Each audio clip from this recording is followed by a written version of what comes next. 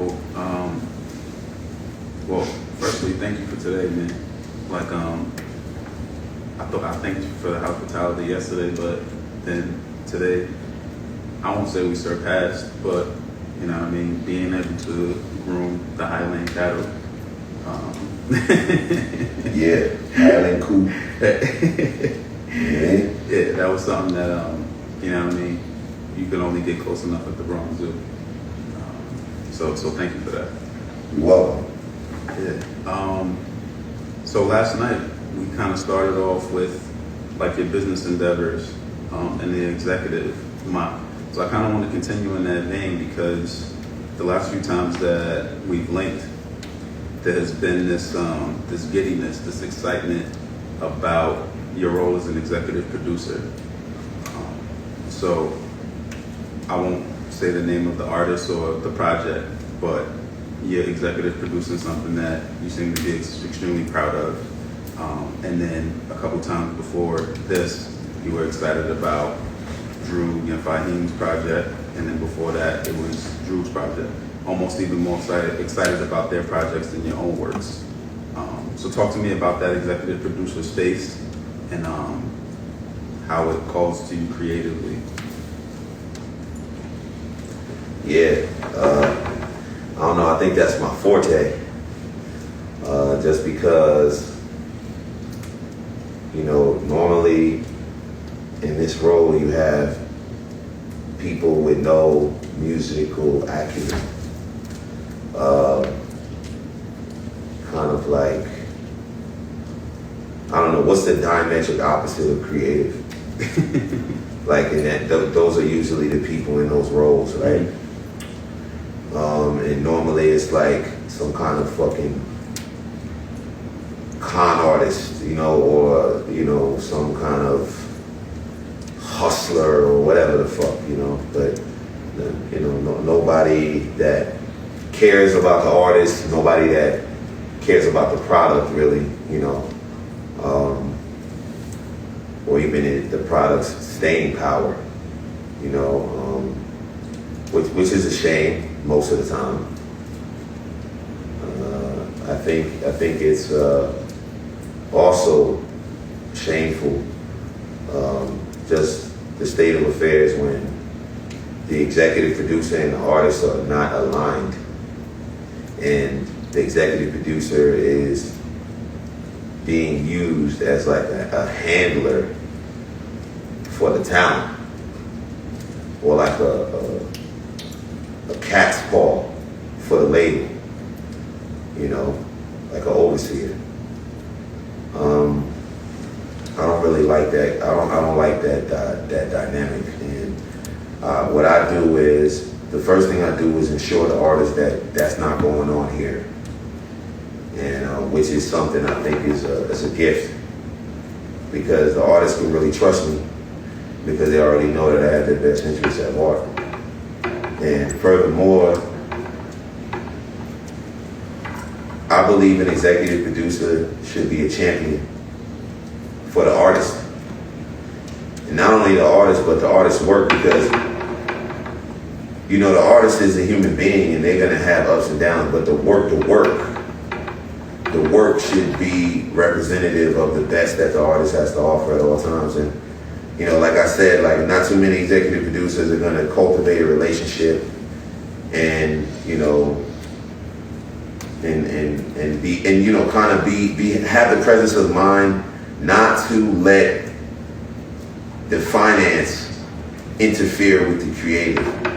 I'm gonna say it again. I know I said it yesterday. I'll say it again. Because I'm not in it for fucking... Chain the charm. How about the big body farm? Chain with the charm? Yo, okay. Damn. All right. See? Nah. See? I might be persuaded. You know, it depends. It depends what kind of chain, what kind of charm, and what kind of big body farm. You feel me? So, but, I mean, all jokes aside though, like, I think, like I said, I have a unique perspective, and I'm a trailblazer, I'm an innovator. I'm not afraid to step out on a limb for the artist, right? And really, I mean, for the work, right? Because at the end of the day, when you're executive producing, it's project by project. So really, the work, right? The body of work, like, I don't know. It's like, to me, it's like breaking the oath. You were there for the artist, not for yourself. And it's gonna show. Like, for me, what I really enjoy is like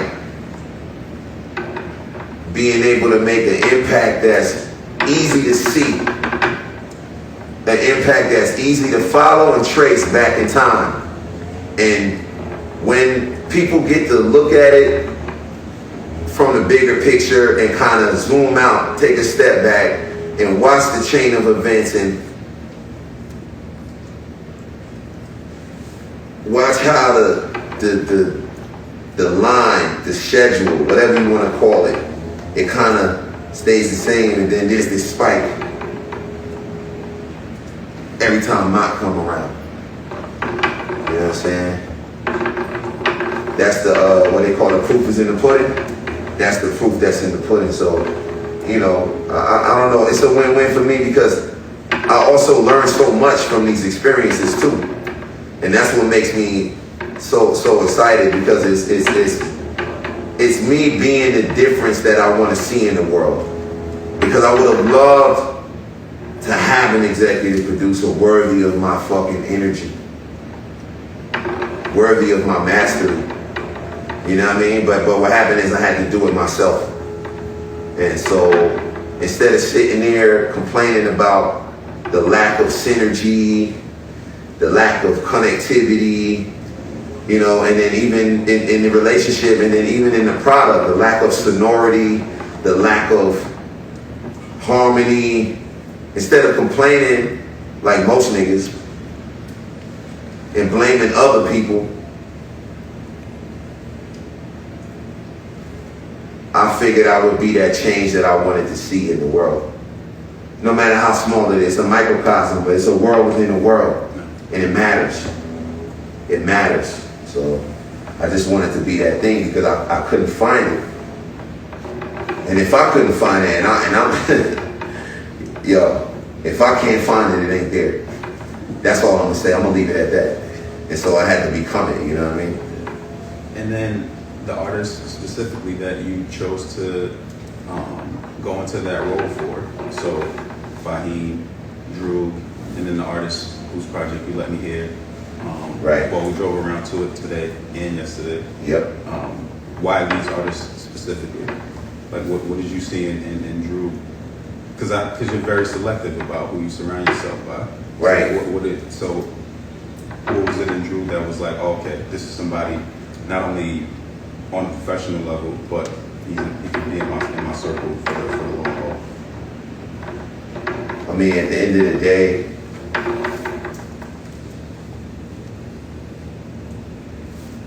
the paragon of excellence, if we had to go region by region, if we're going to play that game, I mean, New York, right? That's the Mecca, right? So who the illest in New York? Keep playing with yourself. Who the illest in New York? You don't know? Who the illest in New York? Alright. So anyway, me personally, like I only fuck with the illest, with the best. He's the best by far. So it was a no-brainer. And don't get me wrong, now skill, it can only get you so far. It's not gonna work with me, right? Because there's plenty of skilled, talented people, but the man behind the product, the human, the creator, the pale horse rider, you know what I'm saying? It gotta be a certain quality, because I'm not, like I said, I'm also, as an executive producer, I'm working for the project, but who I am behind that role, the man, the God, the being that occupies that station, I gotta be able to vibe with who you are. And so, like I said, he's a class act far as like, no weirdo shit. Like, trust me, it's like one of the few artists that I've had such a great pleasure to deal with. You know what I'm saying? On some real shit. It's been nothing but an honor and a pleasure, right? And you know, and plus, like, I ain't gonna lie, Fahim had already like vetted him too. You know what I'm saying? So peace to the God, you feel me? But Fahim had already vetted him, so which led me to give him a chance, because like I said, it can't only be about skill. You know, Fahim was like, no, yo, you might, I don't know, you might want to talk to him. You might want to. But how early did he catch your attention though? Because how curly? Yo, you heard that? All right, go ahead. Because you both were on Fly Guy, not together, but like, was he somebody that was on your radar at that point, or were you just? Nah, I didn't even know. I didn't know who he was. It's not like we met each other. Fly Guy wasn't put together like that. Right. So, you know, I do remember Wes asking me like, "Yo, what do you think about this?" And I was like, "Oh, who the fuck is that? That's pretty good, right?" I was like, "Yeah, keep that." You know what I'm saying? And he was like, "All right." I'm like, "Who's that?" He's like, "Drew." I'm like, "Okay." Yeah. You know what I'm saying? But I don't know. But eventually, you know, things came full circle, and on Fahim's recommendation, the God Fahim's recommendation, Frederick, you know, he gave Drew that thumbs up or whatever. So, and then I went and I looked and I was like, yo, son, it's on some shit, some real live shit. Like, I don't really think far as that rapping go, nigga. Y'all niggas, nah, nigga. You're not fucking with some real shit. You gotta, you know. And I hear, I don't know, I see a lot of disparaging comments being made from time to time, and it's like, it's not for lack of skill or anything like that, because again, name one person that could see some on that mic device. Like, it's not even close, yo. I mean, it wasn't even close. And you know, after that Crew Toy edition, I'm sorry I put that together, but I did.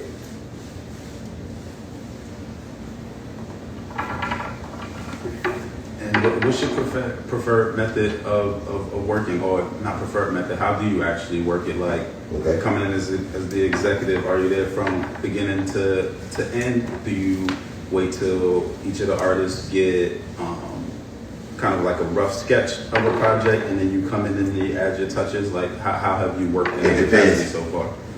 Okay, that's a really good question. It depends. I've done it several ways. It just, each one, like, I don't know, I don't want to say, fuck it, I'm going to say it it's a boutique experience, right? So it's like a haberdasher or a men's clothier or something like that, or fashion house. Each client has a different need, a different palette, a different, just even the dimensions, the size, the pant size, the jacket size, the shirt size, the neck, the arm, length of the arm, the inseam. Everybody's different, man. So, you know, what works for the guy Fahim doesn't work for Wild D. What works for Wild D is not necessarily always going to work for the guy Fahim, and so on and so forth. So, you know, I like to approach it, you know, from the perspective of customization. You know what I'm saying? And you know, each person has different strengths. Like, you know, some people want a hat with their suit, right?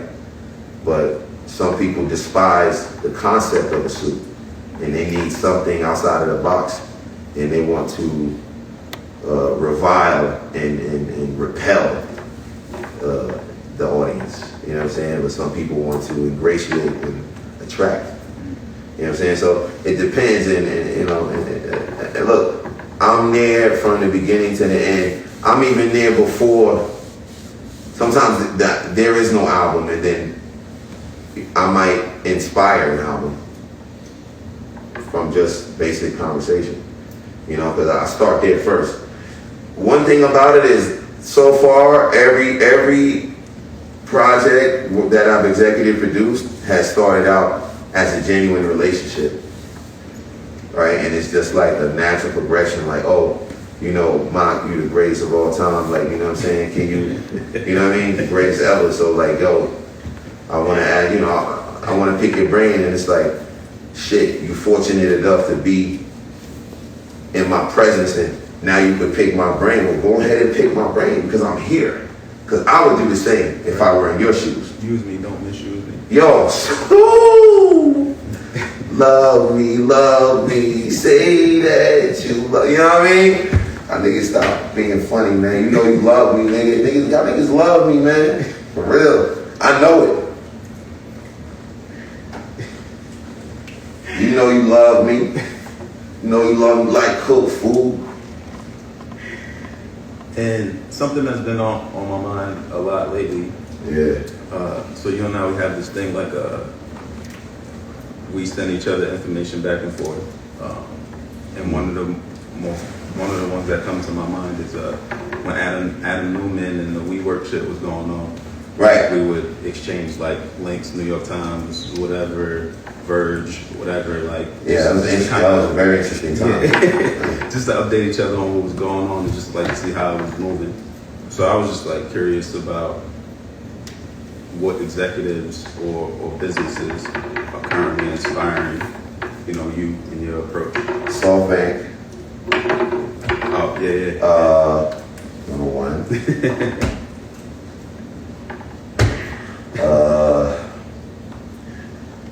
Elon is interesting, and all his various engagements. We don't really know what it's going to become because he's experimenting in real time, and the whole world gets to be a part of it. But he's very cutting edge, bleeding edge, and I can appreciate that. I'm not really into Apple anymore because I don't know. I was there. I was more into Steve and that vibe and what he was promoting culturally. That's gone. So I don't know. Not really into that.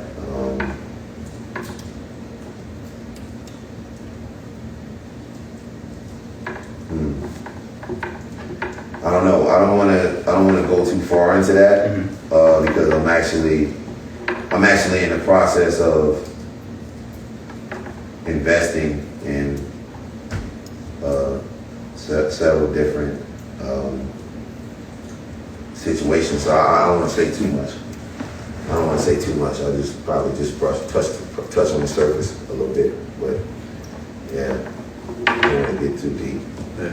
I could do that. Yeah. So, another thing that I think about is that, yesterday we talked about HBO and how you distributed it. Now you're in a more, I guess, secure place. A lot of structure, operations, you know what I mean? Like moving parts, infrastructure, right, all that stuff that make things go. When you look back on how you've maneuvered over the last 5 years, without it, yeah, with nothing. How do you feel about some of your earlier moves in hindsight, though? Like, do you feel like you made things more difficult for yourself? Were you working from, just whatever you had to make it work? Like how do you rate yourself or think about some of the earlier moves that you made? Man. From a business perspective. Yeah. Okay. So. Okay. All right. Okay. Let me. Please allow me to be frank.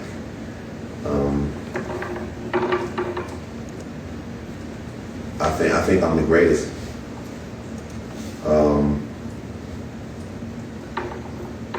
I don't have any peers. I have tons of friends. See, relax. Tons of friends with no peers. I did what I had to do, and everyone else benefited from me doing what I had to do. And if the cost was, you know, I don't know, like maybe I'm not getting invited to all the parties.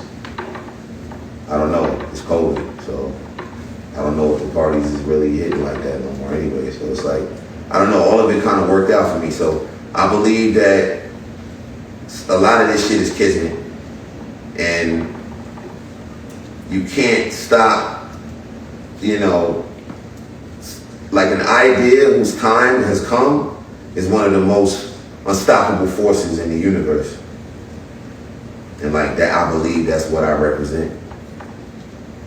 You know what I mean? Like, people have been playing around and kind of tiptoeing around this whole kind of meat market, kind of auction block, slave master dichotomy shit that goes on in the business. I'm the first person to truly challenge that, like, fully butt. You know what I mean? Fully done. You know, I don't really conform to, you know, all the shit you think needs to happen in order for an artist to be successful. I look at the same way I do with Drew, with Fire, and with the homie who shall remain nameless until the album drop. Which is good. I enjoyed it, by the way. You enjoyed it? Thank you. At a later date, I would like to discuss what I like about it. And I would like to discuss it as well. I think it's a great plan. Great plan. But yeah, anyway, like I was saying, I did what I had to do and it worked out perfectly for me, because the same way I do for Fire, Drew, and the homie, I just say he's from Atlanta. Oh my God, I just gave you a clue. Okay. I just customized the strategy based on where I was in relation to where I wanted to be. Figured out how much ground I had to cover, and just, you know what I mean? The rest is history. I wanted to get from point A to point B, and I figured out how to do it. If point A, if there's a nigga, okay, if there's a river between point A and point B, you're gonna find a way to fucking make a boat, right? Wrong? No? If there's a mountain between point A to point B, you're gonna fucking scale the mountain. You're gonna climb it, right? Yes, wrong? If there's a street to cross, you're gonna look both ways before you cross. You wanna get hit by a car. Shit is like total common sense. But like I said, people like to subscribe to this idea that there's a formula, there's a book you can buy, that shit doesn't matter. You gotta live in real time and crunch real numbers in real time. You can't make it up. And do not underestimate the power of visualization. And what is it? My mind is like a flower in bloom. Right? Okay. Come on, nigga. Don't waste my time. You know how to do this.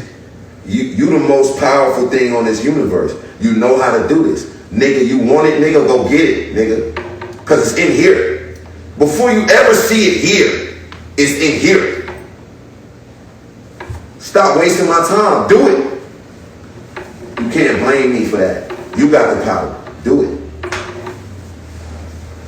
And I feel like we should end it on that note. Yeah, they'll do it. They'll just do it like Nike do. Yeah. So I got these scammers on too. These the Dolce, whatever, Home Day, whatever the fuck. Scammers.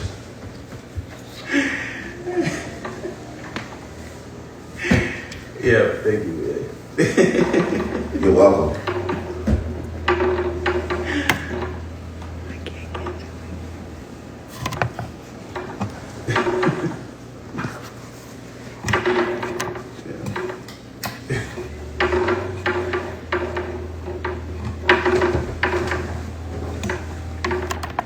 Scammers and pajamas are chasing teddy bears. Fuck you.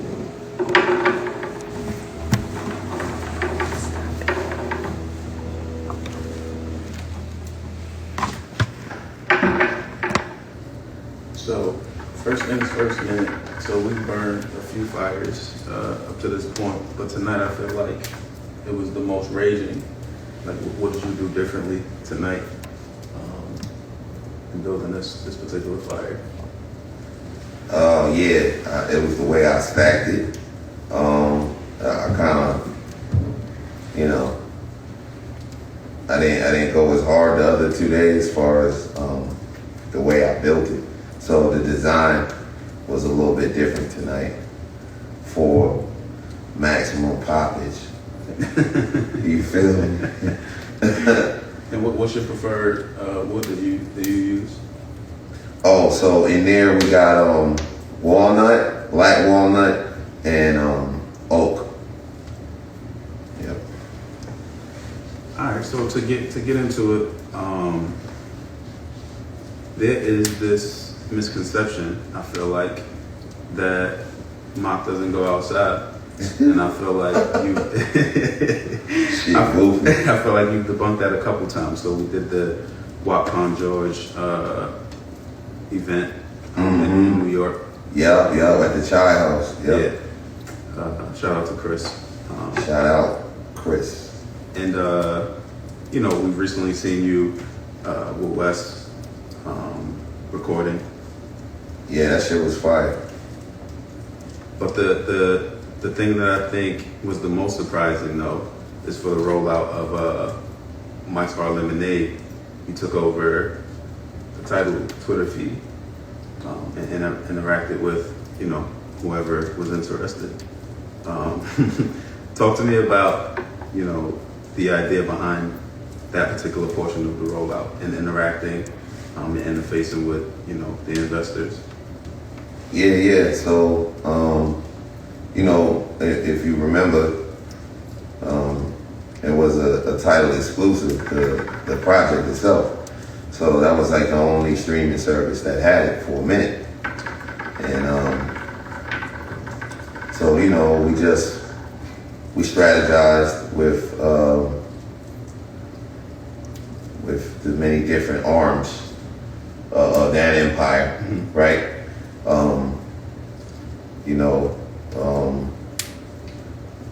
Jigga told me, he said, mi casa, e su casa, and then I understand that language, and I didn't have to say much more, and he meant it.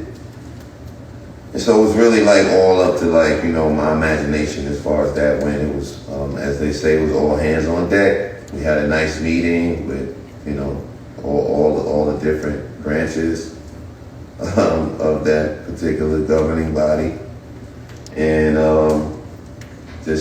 we figured out how to bring the Duce, bring the title, Rock Nation. It was interesting, and so. But the funny thing is that whole title Twitter thing, that was literally a last minute kind of, I think we were already winding down. We had the meeting with all the pertinent actors, the right people from every organization, and well, not organization, but every branch, right, of the organization, the umbrella. And right before it was over, someone mentioned, I think it was Elaine or something, and something about, doing some live interaction. And then we had to figure out which one was it going to be, right? Would it be Rock Nation? Would it be Title? Would it be Duce? Which one? We ended up doing something on Duce's IG Live, right? With the brand ambassador. Mm-hmm. Peace, shout out Sullivan. You know what I'm saying? Yeah. We still got to go sailing and fishing. Don't forget.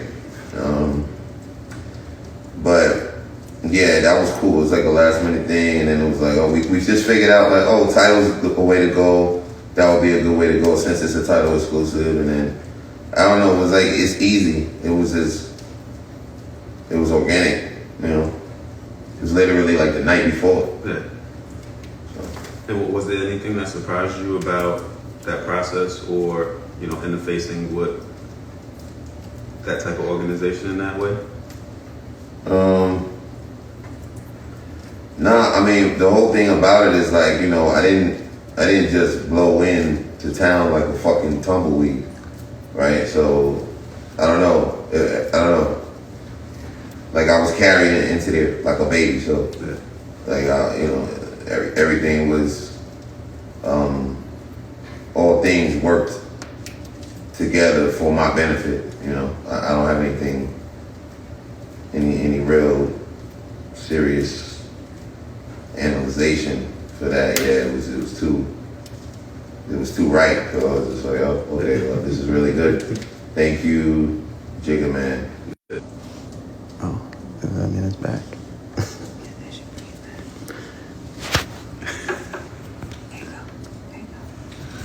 Whoa.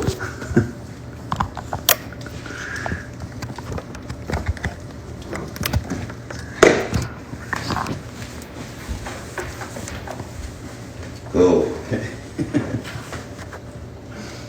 But in the same vein as like dealing with labels, I know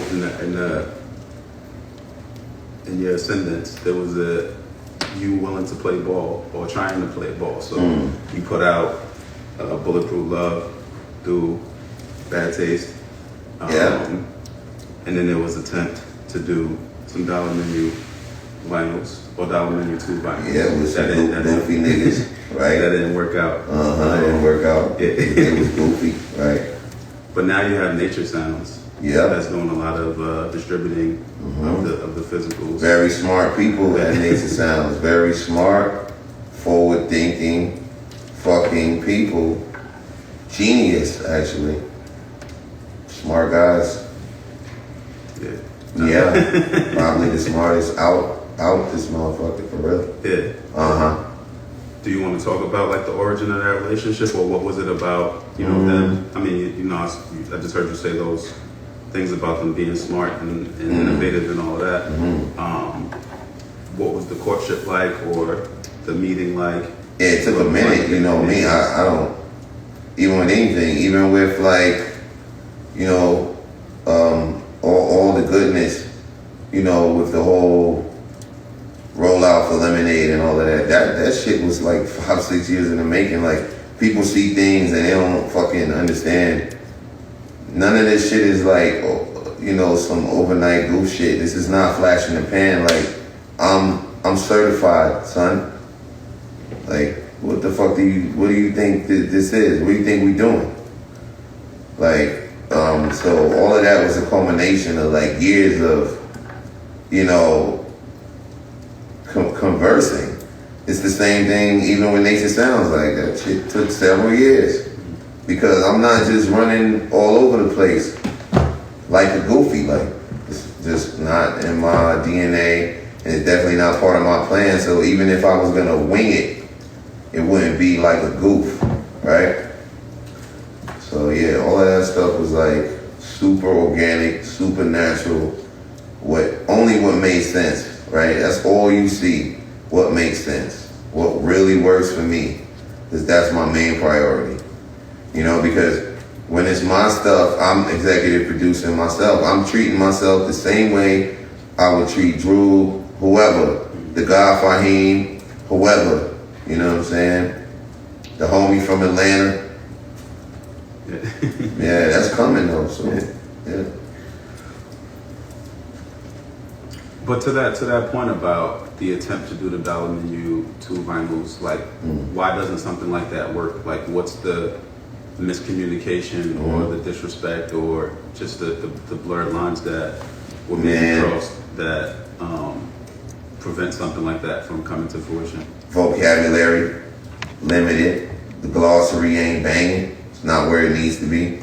So the shit I'm talking about, they haven't evolved their business style to that point yet. So there's so many, the failure to communicate is based on lack of education, or like, it just doesn't add up, right? Like, we're not aligned for maximum conversation because you don't know what I'm talking about. So I don't think it's even about,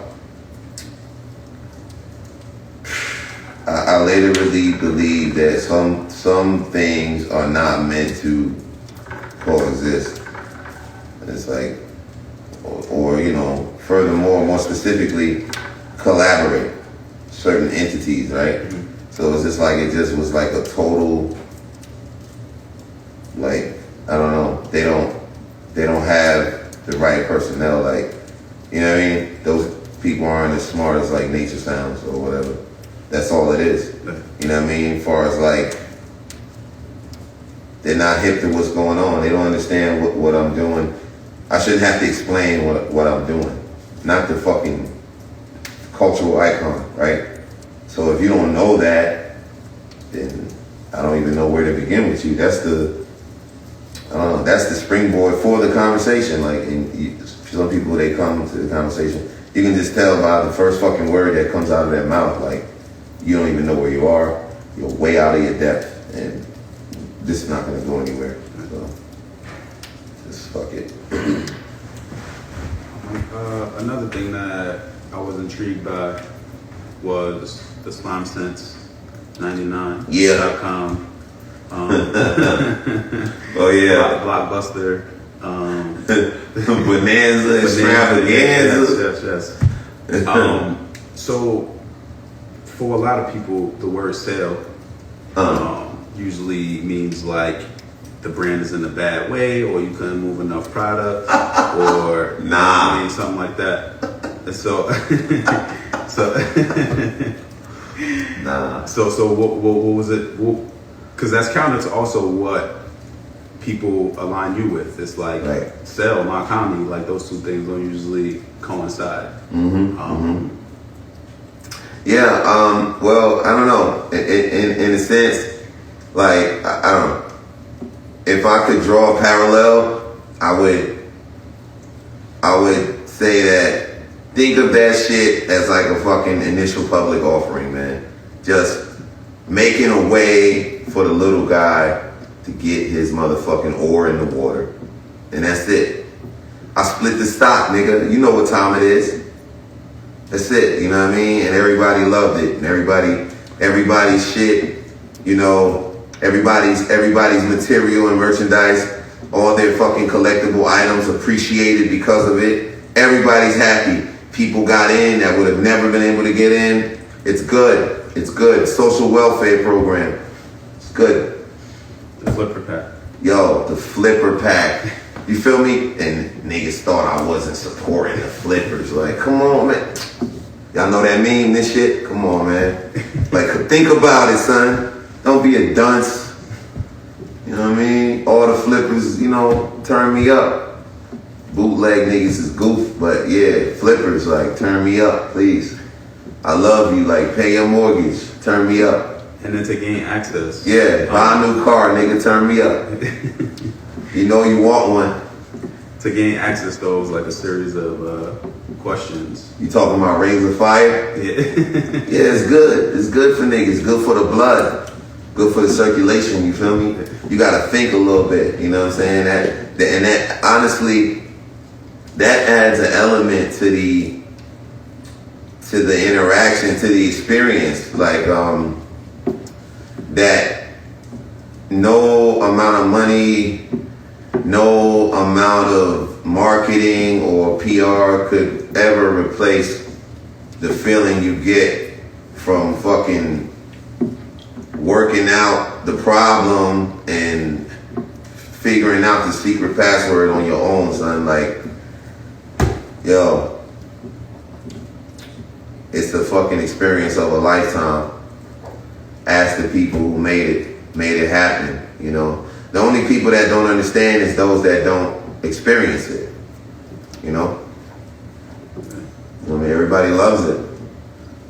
I am love and being loved in divine order. Repeat that. What you talking about? And this happened a while ago. Yeah. And then we talked about this the first night that we sat down. But the way you distributed HBO, right? Like after a while, you actually just made it free via SoundCloud. So can you just talk about the decision-making process with that? Yeah, I mean, it was a highly coveted project. Yeah. At the end of the day, I figured what I would do is I would, again, in a sense, like you know, you want to think of it as, again, another IPO, right? Okay, now this thing that all the early investors have got an opportunity to sit with and fucking commit to heart. You know what I'm saying? And now the rest of the world gets to sample at their leisure, but they don't get to own. Right? That's two different states of consciousness, right? No? You think so? Maybe? Like this thing right here, like I'll let you use it, but I own it, like it's mine. You understand that? So that was the case. So all it did was increase the value of the material, for the owners. So again, another move that was made on behalf of the investors, my most esteemed and valued investors. I love you. You fucking keep me dripped out and fucking healthy. Thank you. So we debunked the antisocial myth. We debunked the anti-label stance. Anti-label? I mean, shit, I'm at the end of the day, bro, I only fuck with the top brands, you feel me? Like, top, you know what I mean? Top shot of business. You know what I mean? S. Carter Enterprises. Top level umbrella business. You know what I'm saying? When it rain, niggas get wet, all that. So the last place I want to go for tonight is the anti-streaming. Which which we kind of talked about. Why is that when? How is it anti when HBO? Right, that's what I was gonna say. You kind of touched on it with HBO, but and Dollar Menu, and I mean, what the fuck? Dollar Menu 2, Wap Point Charge, I don't fucking know, and then a bunch of shit now. Right. Hard Lemonade. Reaching back into the archive. Bulletproof Love. Yeah, because at the end of the day, it's time to offer these experiences to the public. Like the owners already own, like, so y'all niggas telling me like the team got owners, but so nobody's supposed to watch the basketball game? Like, what's going on? Like, we need spectators. Like, so now we got all the owners, we got everything. We got the teams is the projects. We got the teams, we got the owners, we got you got, you know what I mean? Like, come on, man. We got the all-star squad, we got so I don't know, the whole what they call it, the whole ecosystem is there. You know what I'm saying? With just the modes of delivery, the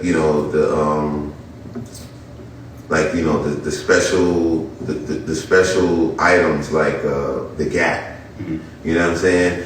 Experiences that, no matter how many people hear the digital, like, there's nothing like that physical on earth. There's nothing like owning that Gap physical copy. Promise that. Or the HBO puzzle vinyl. Or the HBO irregular puzzle vinyl. Nobody fucking gets that feeling. With the, they get the experience in music, but they don't have that. They don't own. You know what I'm saying? It's different. Owning is different. Right? Think about the difference between someone who owns a Tesla and they see something about the stock going up, or just see a Tesla driving down the street, versus like, somebody that just like, I parked next to a Tesla at, the supermarket the other day. It was really nice. Like, they don't really know, right? They just see it. They don't know. They don't own. So, again, I think all of these things just had to happen in a particular order, right? There was a time for me to limit and understand and collect data and, figure out, and really honestly, I was only taking the time to establish really solid core of investors, you know, that could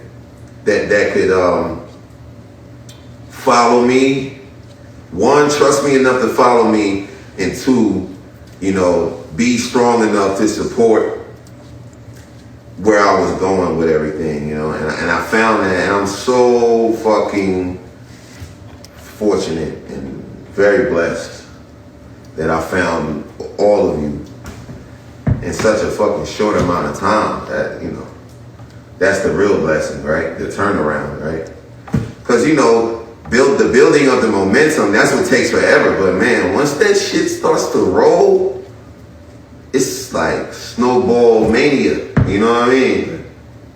You know what I mean, bro? Yeah, shit crazy. Crazy. So essentially, well, the moral is that you aren't anti. I'm pro MACH-HOMMY, my nigga. That's the problem with a lot of folks. If I may, you know, opine for a second, I think the problem might be that, again, people take way too much time studying other shit. Like, master yourself. You don't even know what you want, but you got something to say about what somebody else wants. You don't even know. Remove the fucking beam from your eye before you comment about the fucking splinter in mine. Good night. Thank you. Right.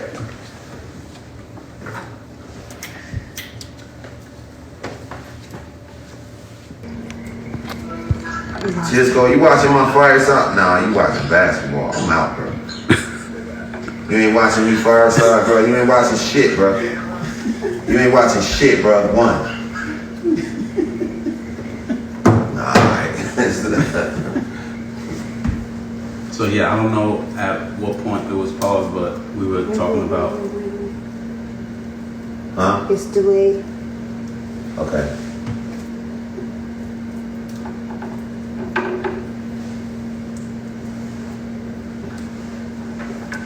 Okay. So yeah, we were talking about a highly acclaimed producer that you're interested in doing the whole tape with.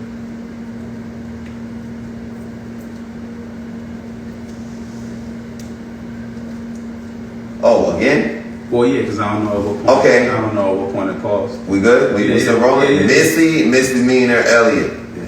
Did I say that shit? Yeah. Like 3 times? Yeah. Alright, good. Yeah. Thank you. Alright, Missy. We love you. This one is from Peak Shine. Yeah. How's the quarantine changed the way that you make music? Shit, I always did it. But isolated, so it's like, didn't change shit, really. Just, you know, in my own space with no free radicals trying to permeate the cell membrane and all that shit. You know, like, sanctified ground, you know. I like the room to stay galvanized, you feel me? Sometimes people come in, they drain the fucking energy, fucking vibe, so it's just be me and the equipment.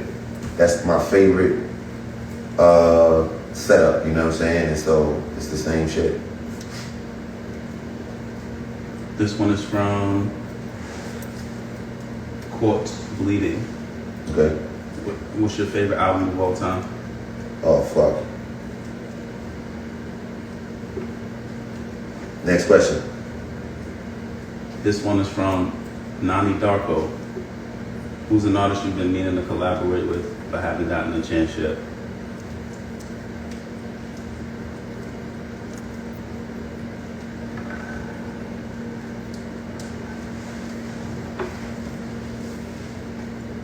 Buju Banton.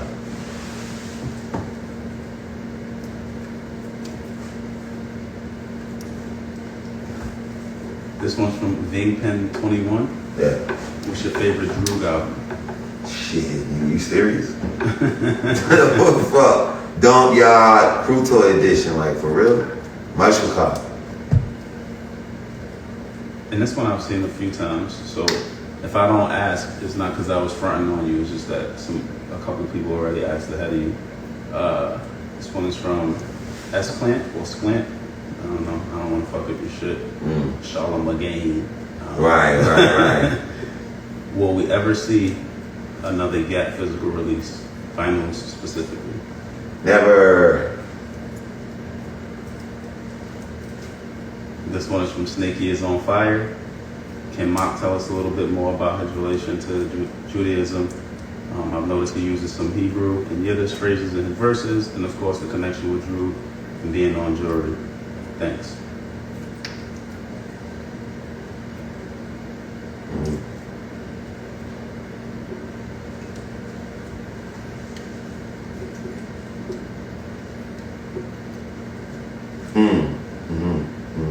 Okay, Lalibela. Go look it up, and yeah, that's your clue. Lalibela. How many languages does Mock speak? That's from Pin 21 as well. Well, all the Romance languages, and then I just started dealing with some Eastern shit in the past couple of years. So, you know, obviously you gotta be able to speak Russian to talk to Drew for real. But yeah, you know what I mean? All the Romance languages, I mean, just the way the education system works, the private system works, in Haiti, you know what I mean? It's really high quality, definitely when I was legit, so. This one's from No Pope. Does MACH-HOMMY watch One Piece? What's that? I think it's anime. Nah, sorry. This one is from Abandon This Era. Outside of Drew and Fahim, who has been your favorite people to work with or person to work with, and why?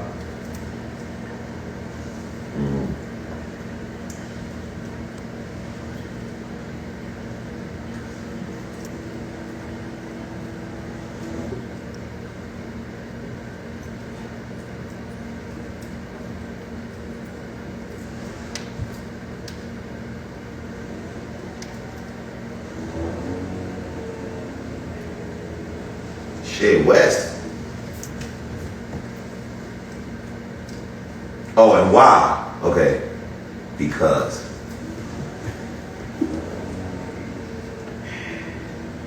Will we ever get Cindy back on streaming, or is it gone forever? That's from Prop. You know what? Never mind. I don't know. It's is Cindy gone forever, or will it be? Nah, it's coming back. It's gonna come back in like another life. You know what I'm saying? But in your lifetime, but it's gonna have another life. It's coming back. Alright, so now we're gonna switch directions and get to the IG inquiries. Okay. I mean, I feel like we're making good time. We should have enough to get through all Yeah, I'm trying to give everybody, you know, some energy. Oh shit, my fault. I ain't going to the DM part. Oh, okay. I think I got a few more in the Twitter DMs. So, All right.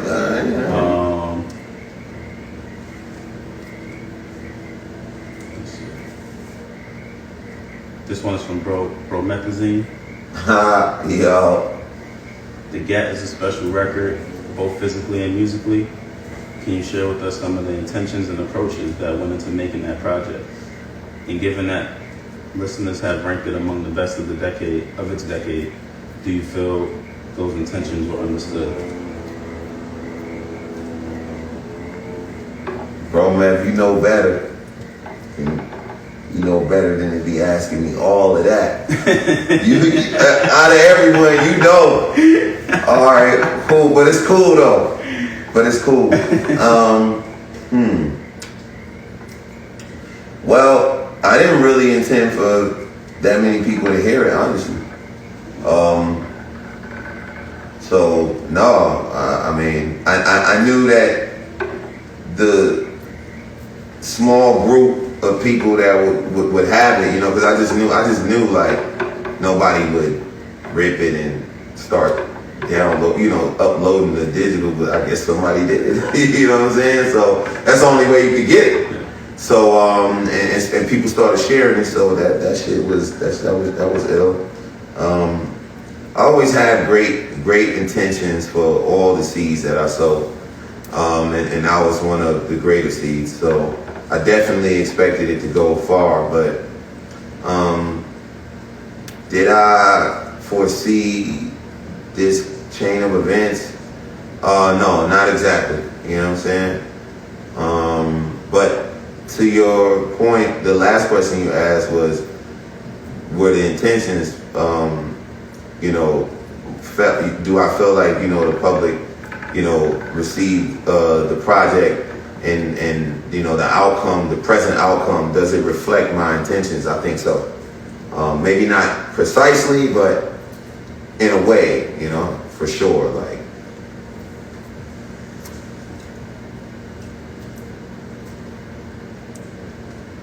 this one is from The Mind is God. oh, okay. He wants to know about the mythical MACH-HOMMY tapes. So like Super Tape, FYI EPs, Greek Fest. He wants to know. This is dirty nigga. What's the name again? The Mind is God. The Mind is God. All right, peace. What he So say? he just wants to know, like, if they're real. Like, What you mean, nigga? Yes, real. Yes, real. Right. It's definitely real. I can't believe you're not in the right chat rooms, nigga. Somebody should have gave you that zip already. You lacking. That's what I know. You lacking like fuck. Niggas ain't sharing the super tape? Oh, man. Okay. He also added another piece. He was like, it was known to be like given out for free in audiences at live shows, something like that. Well, that happened one time, but cool. Yeah, I don't know, you somebody. I fucking know that. You on some Nardwar Fed shit, nigga. 12. Like Agent Mind is God. Your ass. Yeah. Let's see. Sifting through something that hasn't really been asked. Do you want to hear about you being a genius, or okay. All right. First of all, I would like to say, Mach, you're a fucking genius. I've been a fan for a while now, and I've never once heard an album, song, or feature that didn't leave me speechless. My question would be, who or what inspires your creative process, and would you say it has changed or evolved throughout the years? See, I like the way he came in, so I'm gonna say this. And that person is Music Cal. Music? Cal. Cal? Mm-hmm. No, Cal, like, Oh, Cal. Yeah. Ah. Okay. Alright, cool. Alright, cool. So divine feminine. Alright. So, not to get too deep, it's like, as far as like how they asking, I can answer it this way. My greatest influences have nothing to do with music, nigga. Promise you. Next. This one is flour or corn tortillas. And this is Brandon Vincent Photography.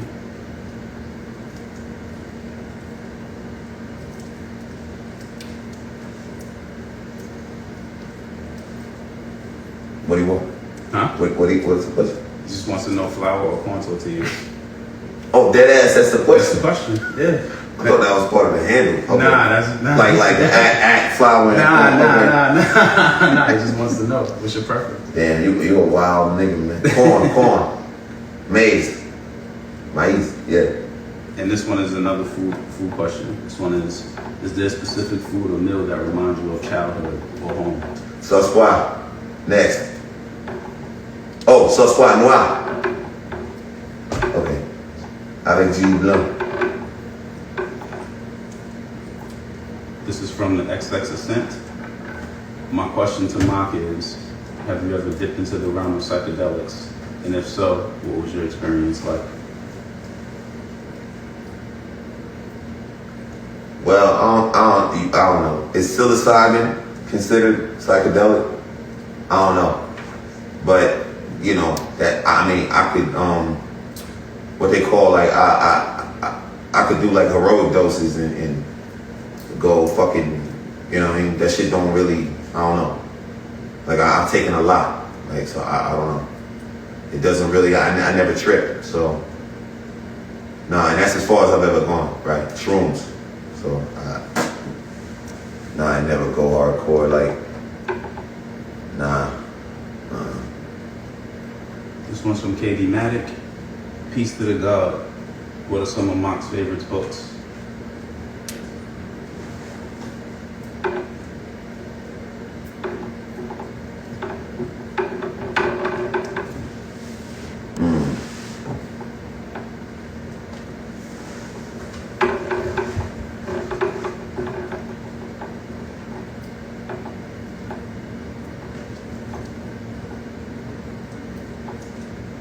All the major holy texts.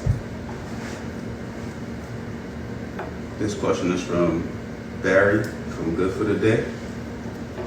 It says, short term, long term, what are the plans for Mock the individual and Mock the brand?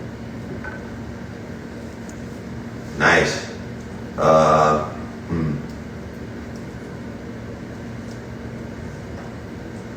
The market brand is going to improve just the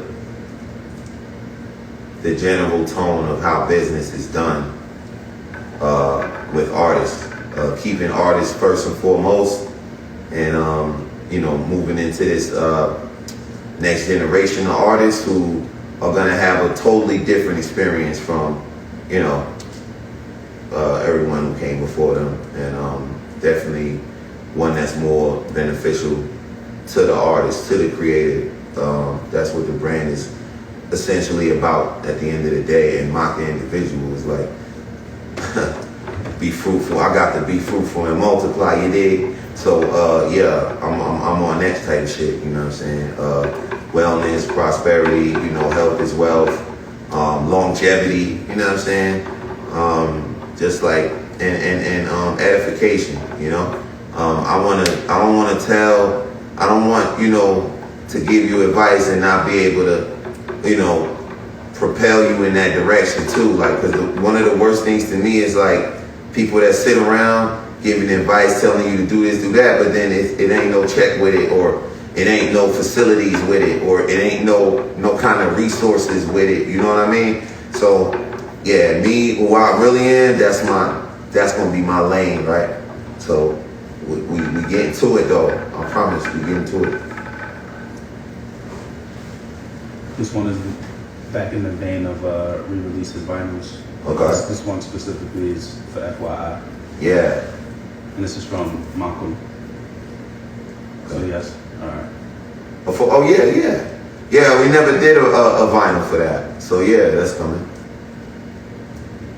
Oh, and he had a follow-up. Also, are you ever planning on releasing the third Love project in the vein of Love Hurts and Bulletproof Love?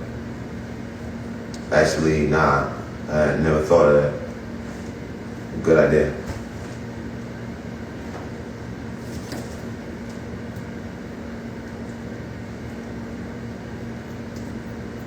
This one is, any plans to work with the Alchemist again in the near future? That's from All Met Elite. Probably not. Next. This one is from Dawood.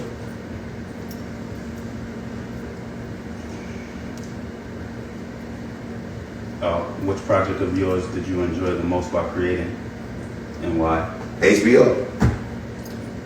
Big fucking fun. Big fun. Because,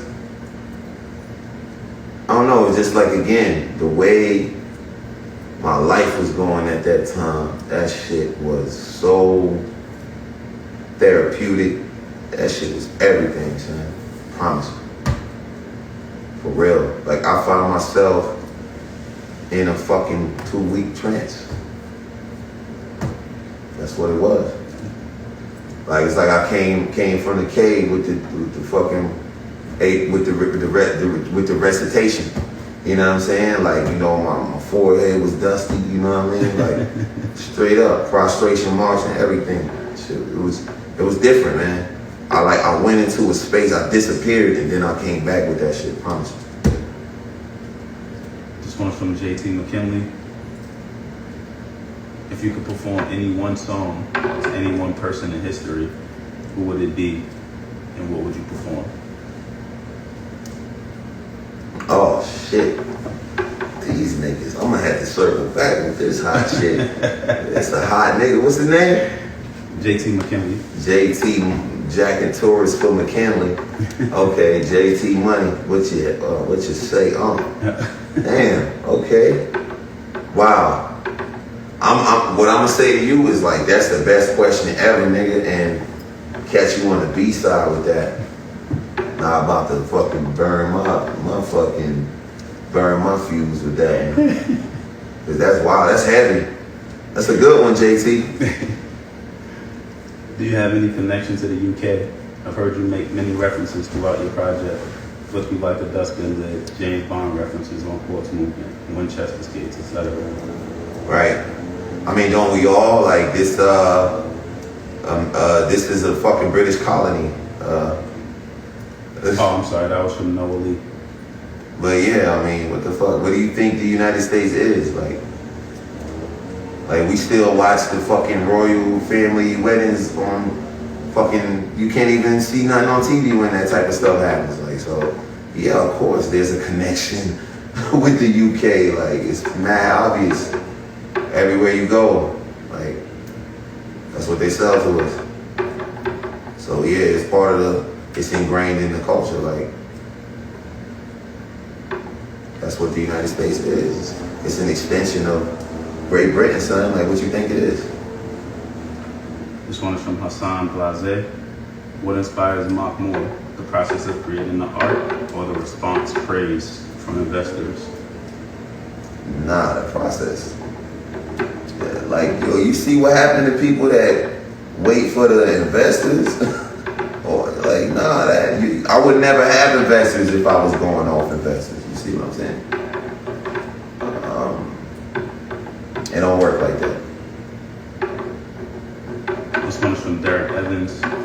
When it's all said and done, what do you want all of the investors to take or learn from all of the music and business ventures?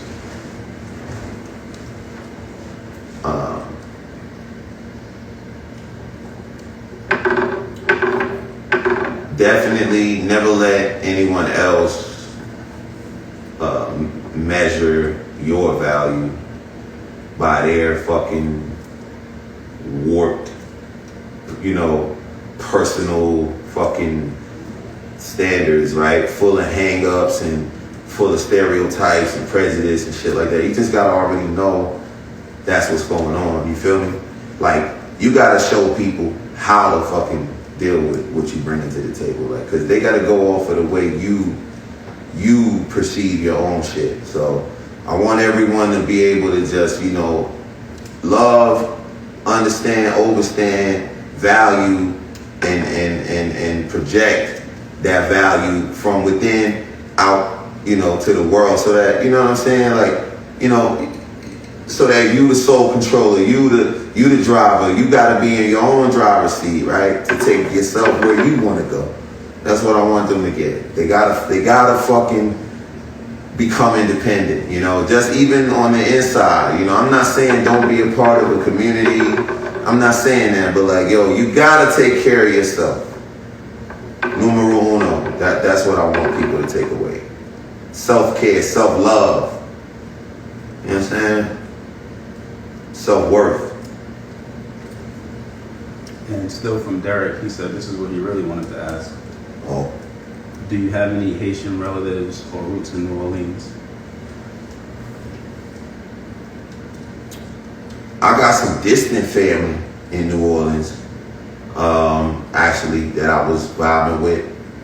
Distant relatives that I was vibing with just last year. But yeah, that's and definitely ton of roots. But I damn near got roots everywhere. I got roots and relatives in Chicago. I got roots and relatives in LA. Look at you getting shaky and shit, right? Got roots and relatives all up and down throughout Florida, all throughout NY, all throughout. I got niggas in Dallas. You know what I'm saying? Houston. Yo, son, Haitians make babies, yo. Like, For real. So that it could get real goofy real quick. And I think this is actually the last one. Okay. This is from Wavy God. Oh, okay. Wavy says, or Wavy God says, my favorite projects with Mock is when August Phantom is on the boards. Can you ask them if they'll even link back up and drop more? Anything is possible.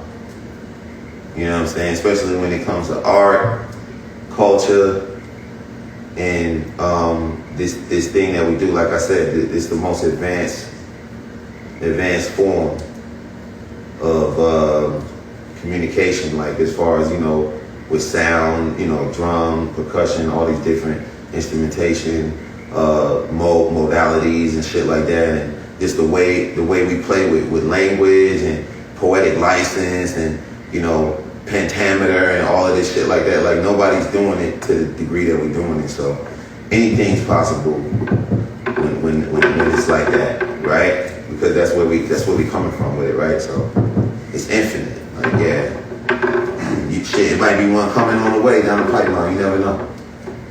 You got time for a few more? Yeah, I'm about it. I'm vibing.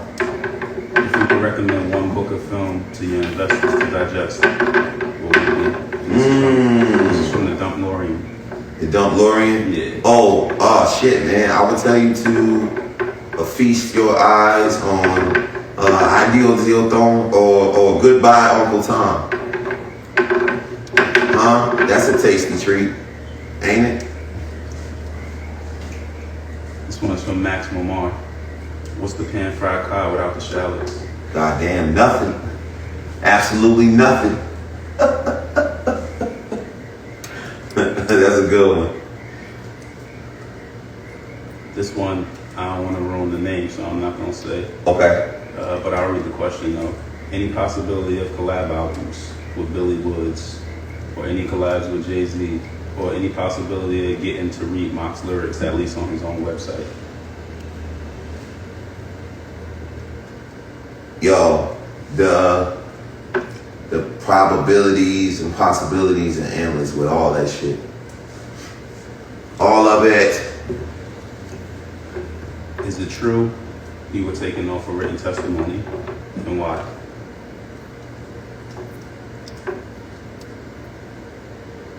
Don't you gotta be on something and get taken off? Man, I don't know. Anyway, next. Shit. This one's from Grady Crimmins. What is Mock listening to in his current everyday rotation? Anita Baker.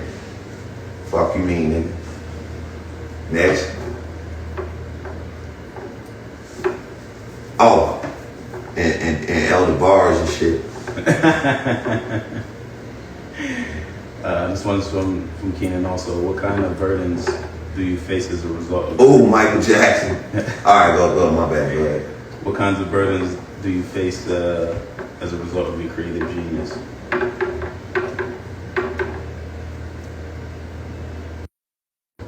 There you go.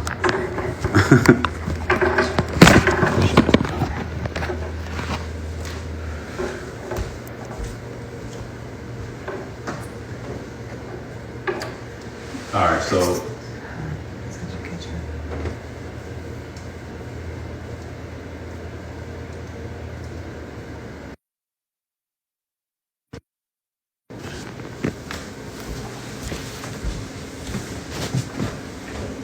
the IG is not cooperating, so we're gonna end it on this. Okay, last cool.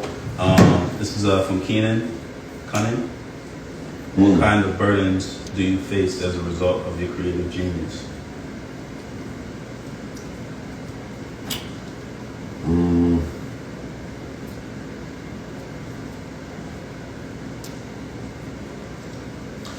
The main burden is allowing myself to do for myself, because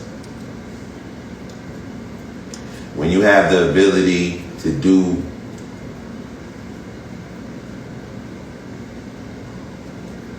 what I'm able to do, it's hard not to do it for others. And and then you end up with nothing for yourself. So that's the hardest part, is remembering myself, that I'm here too. You understand what I'm saying? So yeah, that's the burden right there. Caring, self-love, you know what I'm saying? That shit is hard. So yeah, I mean, if I didn't read your question, it's probably because someone asked a similar question. The most popular one was like the represses of the vinyls, HBO, FYI, and you answered all of those. So, but yeah, we're gonna put it up on the. Yeah, HBO, all that shit. That's just a definite. It's just a matter of time. Just be patient. Like, I'm not gonna leave you, especially not. Come on, I ever leave y'all niggas hanging? Like, never. All right, thank you. Thank you so much.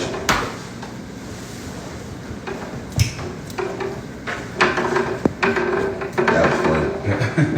I like the randomness of it.